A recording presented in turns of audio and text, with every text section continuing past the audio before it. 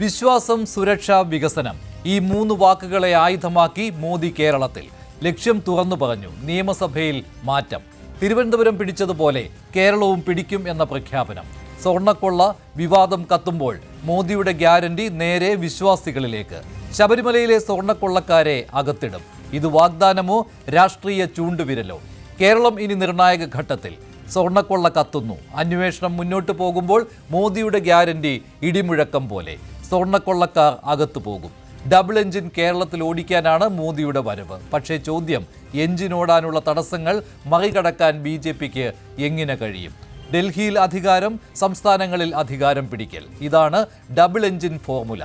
ഘടകകക്ഷികളുടെ എണ്ണം കൂട്ടിയാലും ഇടതു വലതു മുന്നണികൾക്ക് മുകളിൽ വികസന പക്ഷത്തിന് ഇടം നേടാൻ ആകുന്നതെങ്ങനെ? തെരഞ്ഞെടുപ്പിന് മുൻപ് ഇടതു വലതു മുന്നണികൾ മത്സരിച്ച് വർഗീയത പറയുമ്പോൾ വിശ്വാസ സുരക്ഷിത വികസന കേരളത്തിന് ഇടം കിട്ടുമോ?